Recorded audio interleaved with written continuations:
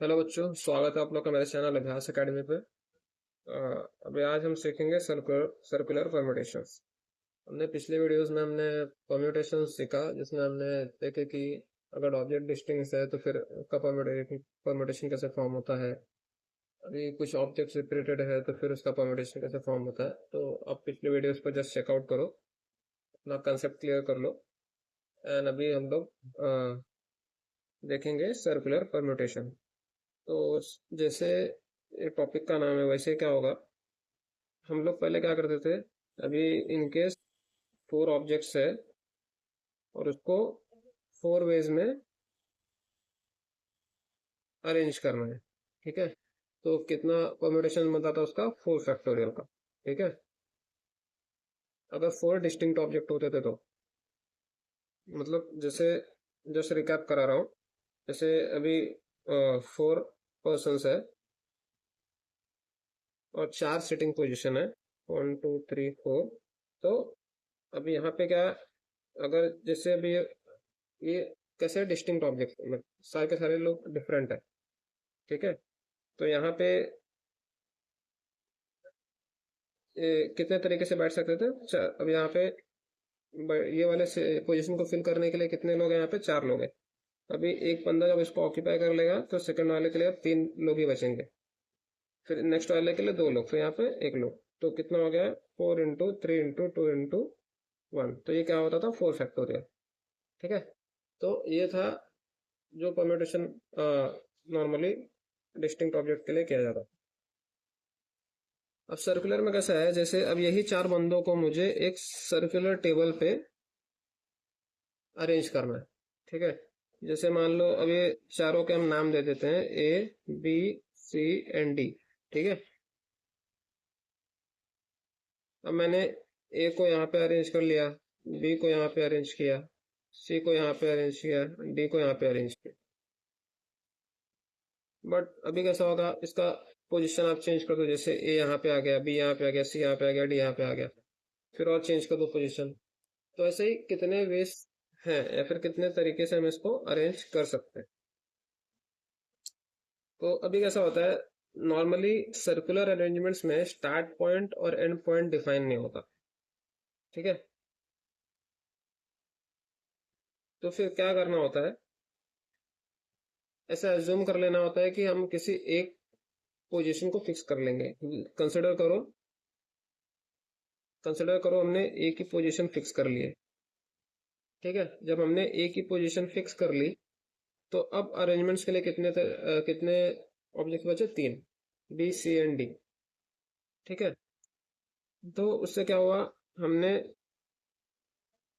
पहले क्या हुआ, हमने एक पोजीशन फिक्स कर ली। मतलब चार ऑब्जेक्ट्स थे, उसमें से हमने एक की पोजीशन अगर फिक्स कर ली तो अब कितने तरीके से अरेंजमेंट्स हो सकता है, 3 फैक्टोरियल।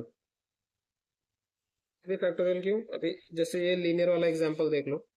अगर जैसे मान लो हमने कुछ कुछ सम भी सॉल्व किए थे इसके ऊपर, अगर मैंने ये चारों सिटिंग पोजीशंस में से एक पोजीशन अगर फिक्स कर ली है, ठीक है, तो हमारे पास अब कितने तरीके बचे यहाँ पे। अब यहाँ पे तीन बंदे बैठ सकते हैं, फिर यहाँ पे कोई दो तरीके रहेगा, यहाँ पे फिर एक तरीका होगा। ठीक है, वैसे ही। तो यहाँ पे कैसा हुआ, अगर यहाँ पे चार ऑब्जेक्ट्स थे मेरे पास, मैंने एक की पोजीशन फिक्स कर ली है, तो हमारे पास अब कितने 3 फैक्टोरियल वेज है हमारे पास वो अरेंजमेंट फॉर्म करने के लिए। ठीक है, तो फॉर्मूला क्या हो गया यहाँ पे, मतलब जब मैंने, मतलब ये अरेंज करने के लिए कितना हुआ, 4 - 1 फैक्टोरियल। ठीक है, सिंपल था। तो इसलिए अगर मान लो मेरे पास n डिफरेंट ऑब्जेक्ट्स है, तो सर्कुलर परम्यूटेशन फॉर्म करने के लिए कितना होगा,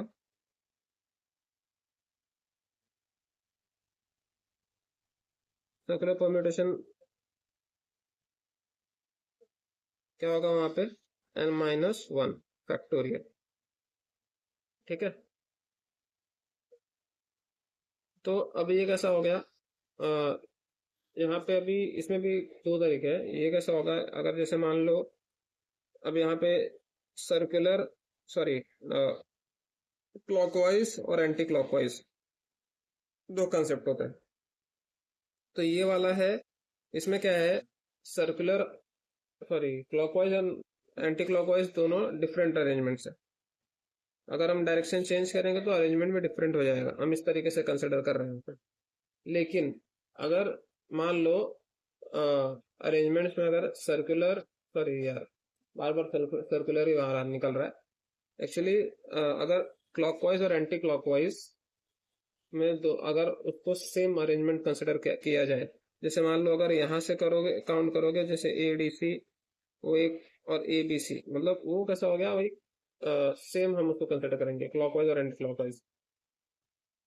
तो उस टाइम क्या हो जाएगा, if clockwise and anti clockwise arrangements are same, तो उस टाइम पे परम्यूटेशन क्या होगा उसका, n-1 डिवाइडेड बाय 2। ठीक है, तो ये था सिंपल कंसेप्ट सर्कुलर परम्यूटेशंस का।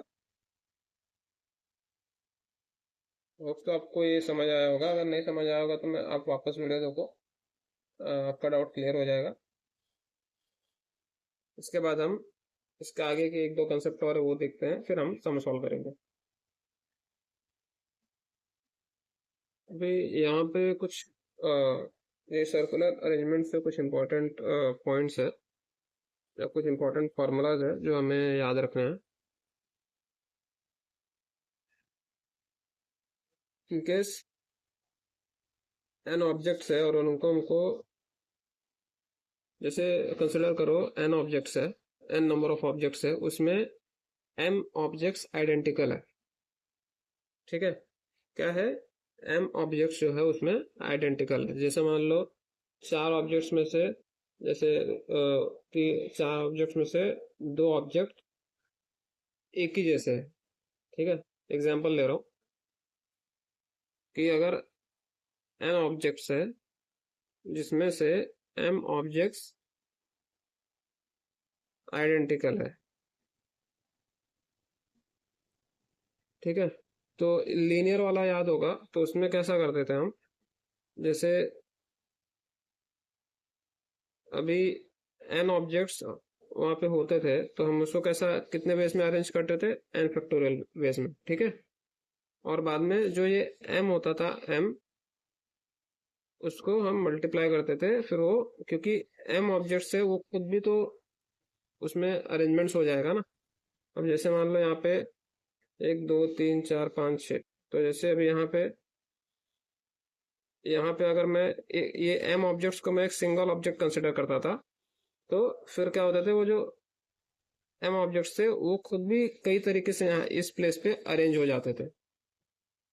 तो वैसे ही यहाँ पे सर्कुलर पैटर्न में उसका एग्जांपल, उसका फॉर्मूला कैसा होगा, सबसे पहला तो जो एन ऑब्जेक्ट्स है उसको हम कितने बेस में अरेंज करेंगे, n-1 फैक्टोरियल। ठीक है, और जो एम आइडेंटिकल ऑब्जेक्ट्स होंगे तो डिवाइड कर दिया जाएगा एम फैक्टोरियल तरीके। ठीक है, तो ये एक है फॉर्मूला। और दूसरा एक ऐसे कंसेप्ट है, अभी वो ये है कि the number of circular permutation, मैं लिखता हूँ यहाँ पे, the number of circular permutations of R objects taken from an distinct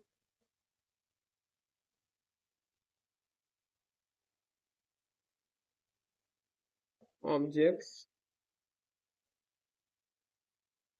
तो अभी ये वाला लीनियर वाले कंडीशन में याद है ना, हम उसको कैसे लिखते थे, एन पी आर, लीनियर वाले केस की बता रहा हूँ।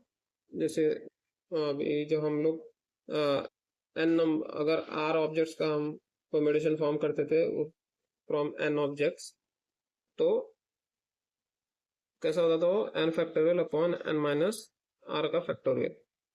ठीक है, तो इसमें भी वैसा ही है कुछ, कि अगर हम लोग R number of number of objects को अगर हम सर्कुलर पैटर्न में अरेंज करेंगे, और ये आर नंबर ऑफ ऑब्जेक्ट हमने कहाँ से चूज किए, एन नंबर ऑफ ऑब्जेक्ट से। ठीक है, जैसे मान लो 10 चॉकलेट्स थे, इसमें से हमने 7 चॉकलेट्स को हमने सर्कुलर पैटर्न में अरेंज करना है। ठीक है, हमने वो कहाँ से लिया, वो जो 10 चॉकलेट्स थे उसमें से। ठीक है, तो वैसे ही क्रोनोलॉजी ऐसे ही है कि इसमें हमने आर ऑब्जेक्ट्स को अरेंज करना है इन सर्कुलर परम्यूटेशंस, और वो ऑब्जेक्ट्स कहाँ से लिए गए हैं, एंड डिस्टिंक्ट ऑब्जेक्ट्स में से, मतलब कि वो सारे के सारे ऑब्जेक्ट डिस्टिंक्ट थे। ठीक है, तो जो मैंने चॉकलेट का एग्जांपल दिया वो सारे चॉकलेट एक ही कंपनी के नहीं है, वो अलग अलग चॉकलेट्स हैं। ठीक है, तो अब इसमें क्या होता है, इसमें दो केस आ जाता है। When clockwise and anti clockwise arrangements are considered to be different. ठीक है, तो उस केस में फॉर्मूला क्या होगा, N P R upon R. ठीक है, सेकंड, अगर क्लॉकवाइज और एंटी क्लॉकवाइज अभी अरेंजमेंट, सॉरी, क्लॉकवाइज और एंटी क्लॉकवाइज जो अरेंजमेंट्स, हम अगर उसको सेम कंसिडर किया जाए, ठीक है, उसको डिफरेंट नहीं कंसिडर करेंगे, तो उस केस में क्या हो जाएगा, N P R upon two R. अभी आप लोग को अगर डाउट है कि टू से डिवाइड क्यों किया जाता है, क्योंकि अगर दोनों साइड से, अगर अभी कैसा हो रहा है, जैसे मान लो हम क्लॉकवाइज जा रहे थे तो हम उसको डिफरेंट कंसिडर कर रहे थे, तो हर एक अरेंजमेंट को हम लोग डिफरेंट डिफरेंट काउंट करेंगे। वैसे एक एंटी क्लॉकवाइज जा रहे थे तो उसको हम लोग क्या कर रहे थे, डिफरेंट ही काउंट कर रहे हैं, तो इसलिए क्या होता था, वो पूरा अलग अरेंजमेंट हो जाता था। लेकिन जब हम क्लॉकवाइज और एंटी क्लॉकवाइज दोनों साइड को अगर हम, अभी जैसे एक जस्ट एग्जांपल बताता हूँ, जैसे बीच में समझ लो डिवाइडर है एक, यहाँ पे एक ऑब्जेक्ट रखा है, यहाँ पे एक ऑब्जेक्ट रखा है, यहाँ पे एक ऑब्जेक्ट रखा है, यहाँ पे रखा है, यहाँ पे रखा है, यहाँ पे रखा है, यहाँ पे रखा है, यहाँ पे रखा है। समझ लो ये मिरर है। ठीक है, ये मिरर है। अब यहाँ पे तुम खड़े हो, यहाँ पे तुम खड़े हो, यहाँ पे चार बच्चे, यहाँ पे चार बच्चे, सॉरी, चार बच्चे यहाँ पे ही है, सिंपल। और मैं जस्ट ये समझ लो कि ये ना इनकी मिरर में रिफ्लेक्शन दिख रही है। बट कैसा है कि अभी हम इसको अगर डिफरेंट, अभी जैसे ये अगर हम ये ऑब्जेक्ट और इसका जो रिफ्लेक्शन है, अगर इसको हम अलग काउंट करेंगे, सिंगल सिंगल काउंट करेंगे, तो टोटल कितना हो रहा है, 1 2 3 4 5 6 7 8 आ रहा है। बट अगर हम रिफ्लेक्शंस को हम डिफरेंट नहीं कंसिडर करेंगे, हम क्योंकि ये वाली रिफ्लेक्शन तो इसकी है ना, तो हम इसको डिफरेंट नहीं कंसिडर कर रहे हैं, तो हम इसको बोल रहे हैं बस हम इसको डिफरेंट नहीं कंसिडर करेंगे, तो हम खाली यहाँ पे कितने काउंट, तो यहाँ पे कितने ऑब्जेक्ट्स हैं, और नॉर्मली 1 2 3 4 चार ही है। तो इसलिए क्या होता है, जब अगर हम लोग इसको डिफरेंट कंसिडर करते हैं तो इसको हम अलग अलग काउंट करते हैं। अगर हम इसको सेम ही कंसिडर कर रहे हैं तो हम इसको क्या करेंगे, उसको अलग से हम काउंट नहीं करेंगे ना, तो इसलिए यहाँ पे दो से डिवाइड हो जाता है, सिंपल। तो ये था फॉर्मूला। तो यही 3 4 फॉर्मूले हैं सर्कुलर परम्यूटेशंस के, तो अभी इसके हम सॉल्व करेंगे, उसके बाद फिर कॉम्बिनेशंस देखेंगे। ठीक है, थैंक यू। हेलो बच्चों, पिछले वीडियो में हमने सर्कुलर परम्यूटेशन का कंसेप्ट सीखा था, अब उसके बेस पे हम क्वेश्चन सॉल्व करेंगे। यहाँ पे पहला क्वेश्चन है, in how many ways can a student be arrange at round table so that two particular students are together? If students are arranged with respect to each other, that is the seats are not numbered. मतलब जो circular table पे students को arrange किया जाएगा, उसमें seats का कोई number नहीं है, वो स्टूडेंट के बेसिस पे ही अरेंज होगा। जैसे अगर ये राम है, फिर श्याम है, इस तरीके से वो अरेंज होगा। ठीक है, ऐसे 8 स्टूडेंट्स, तो मतलब इसमें इस तरीके से कॉल नहीं कर सकते कि हाँ 8 सीट पे जो बैठा है वो हाथ उठाओ, या फिर 7th सीट पे जो बैठा है वो हाथ उठाओ, ऐसा नहीं है। मतलब आप उसको सीट्स नंबर के थ्रू कॉल नहीं कर सकते क्योंकि सीट को नंबर नहीं है। तो ऐसा बोला जाएगा, अरे राम तुम्हारे बगल में जो लड़का बैठा है उसको बुलाओ, या फिर उसके बगल में जो लड़का बैठा है। तो मतलब वो कैसा होगा, with respect to each student दूसरे स्टूडेंट को कॉल किया जाएगा, या फिर दूसरे स्टूडेंट को उसके तरफ से अरेंज, मतलब बोलते हैं ना कि स्टूडेंट्स को ही आपस में अरेंज किया जाएगा इस तरीके से।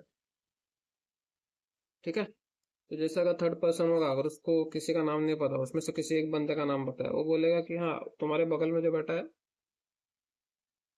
उसको बुलाओ, ऐसा। तो किसी के वो स्टूडेंट के रिस्पेक्ट में दूसरा स्टूडेंट का पोजीशन अरेंज होगा। ठीक है। तो अभी सिंपल क्वेश्चन सॉल्व करते हैं। देखो सबसे पहले तो यहाँ पे क्या दिया है, in how many ways can a student arrange at round table so that two particular students are together. और इसमें क्या है, स्टूडेंट को उसके उनके रेस्पेक्ट में अरेंज किया गया। तो यहाँ पे टोटल नंबर ऑफ स्टूडेंट कितने हैं,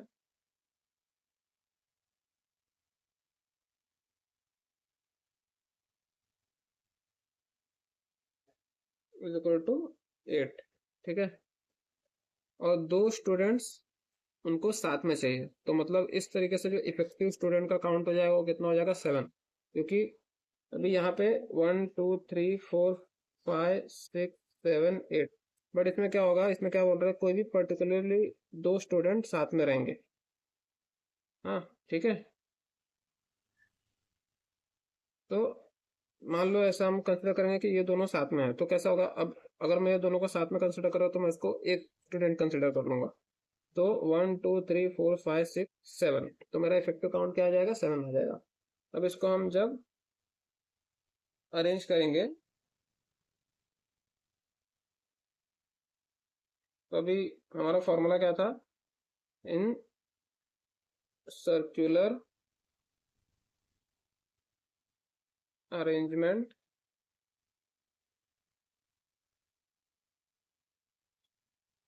तो अच्छा सॉरी, पहले इसके मैं ये वाला स्टेप बता देता हूँ। टोटल नंबर ऑफ स्टूडेंट कितना है, 2। एंड हम यहाँ पे कंसिडर करेंगे, कंसिडर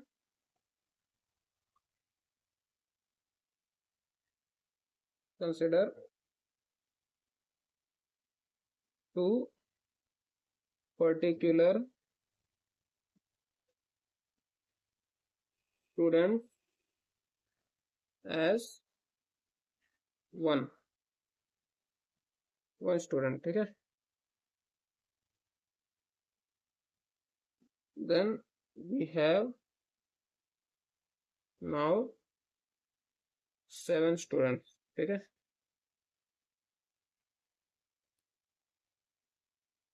ओके। ठीक है। अभी in circular arrangement,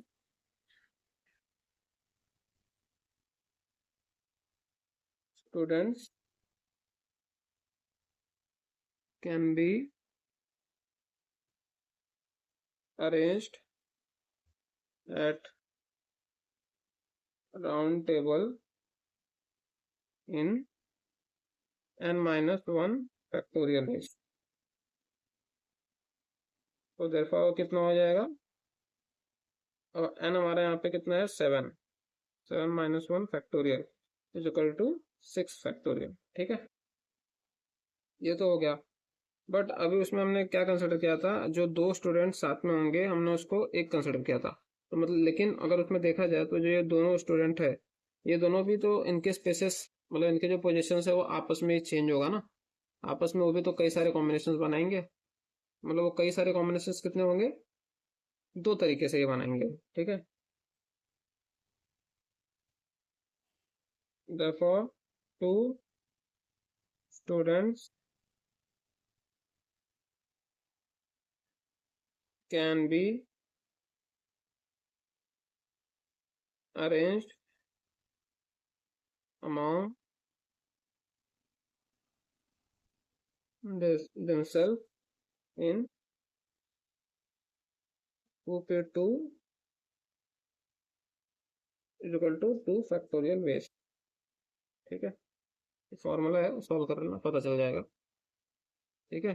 two students can be arranged among themselves in 2 by 2 ways. क्योंकि यहाँ पे n by 2 ही है, r by 2 ही है, ओके, इसलिए 2 फैक्टोरियल आ जाएगा। वहाँ पे फाइनल जो होगा hence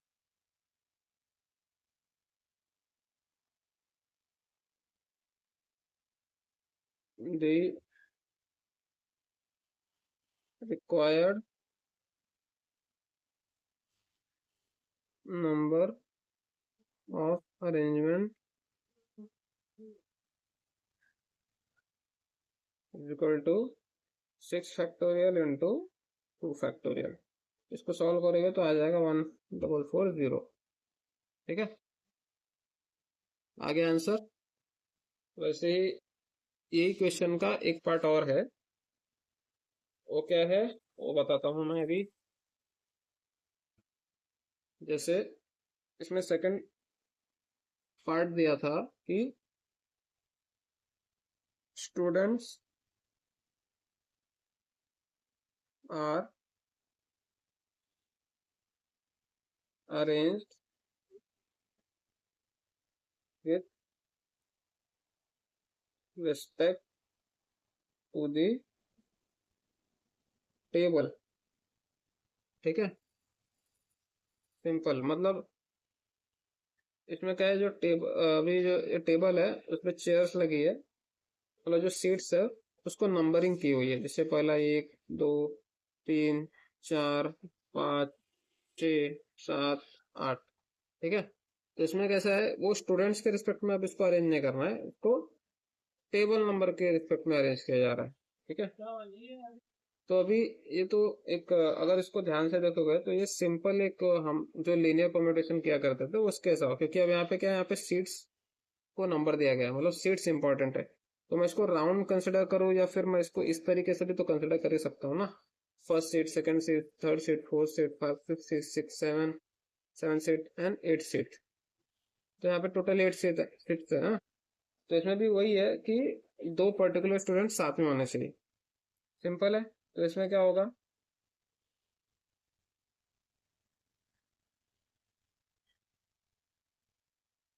since two students are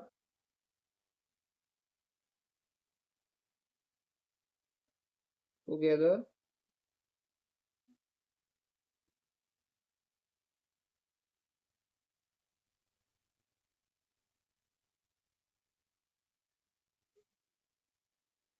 therefore total number of students will be 7 and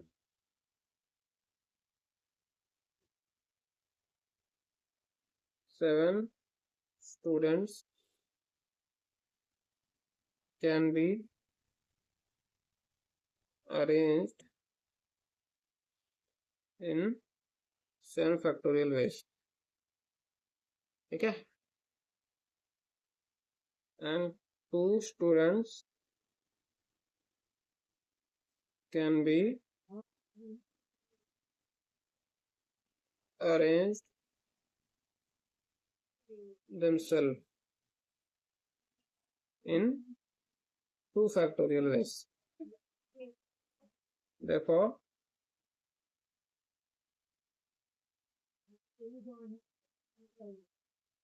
the required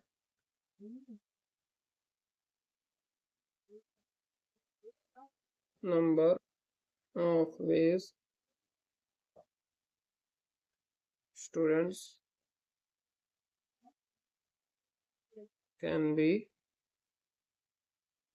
arranged is equal to 7 factorial into 2 factorial। इसको सॉल्व करोगे तो आंसर आ जाएगा 10080। ठीक है,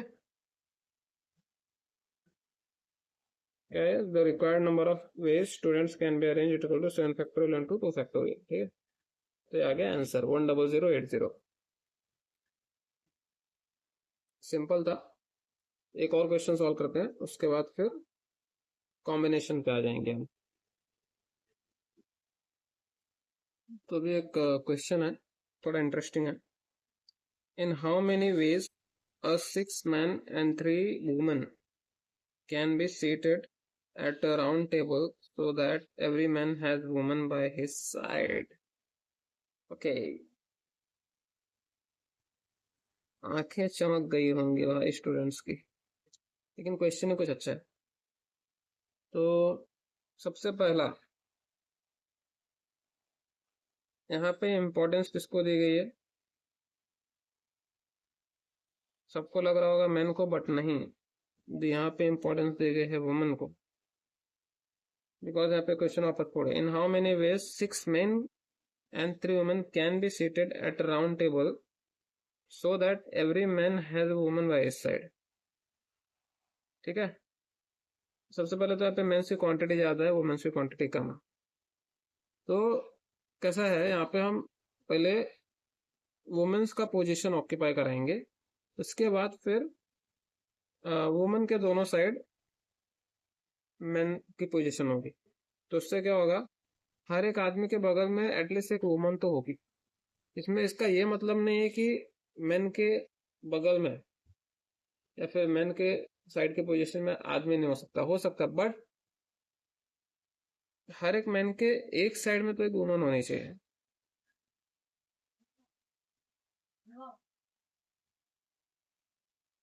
ठीक है. तो इसलिए पहले हम क्या करेंगे, पोजीशन निकालते हैं.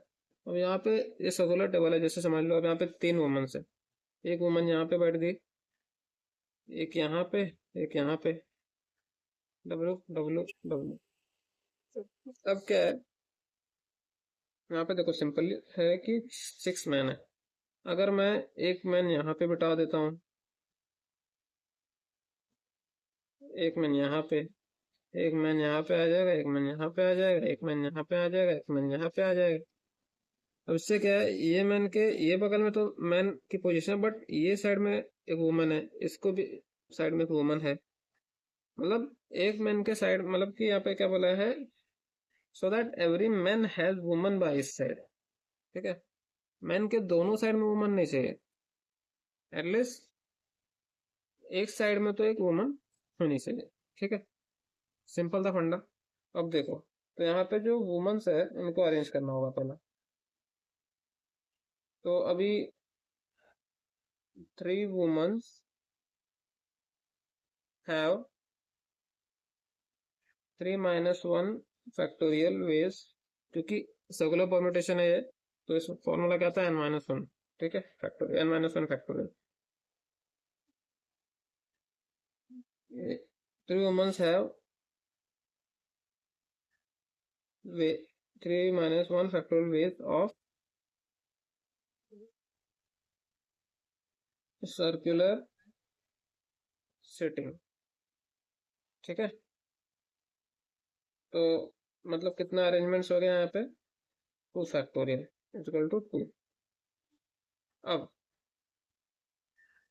अब क्या हम लोग ने बोला था, अभी वुमेन के बगल में जो 2 सीट्स होगी वो मेन ही ऑक्यूपाई करेंगे. हर एक वुमेन के बगल में जो 2 सीट्स होगी वो मेंस ऑक्यूपाई करेंगे. तो टोटल कितनी सीट्स है, 6 सीट्स है.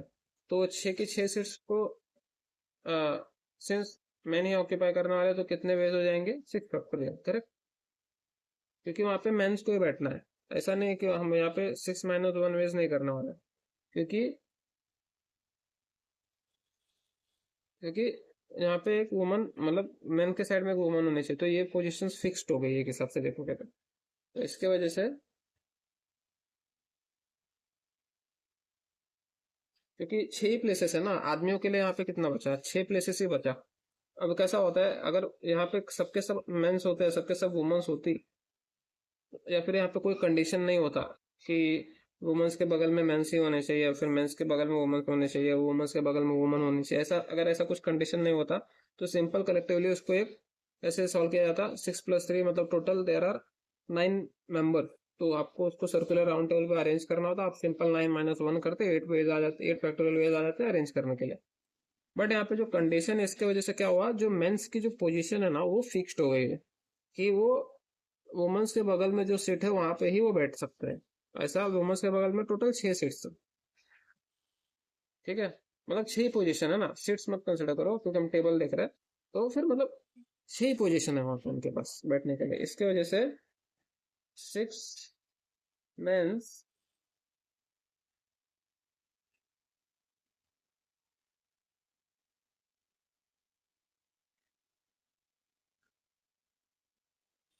और ऐसा ऐसा बोल सकते हैं 6 different places for 6 men can be filled by 6 factorial ways। ठीक है, therefore total number of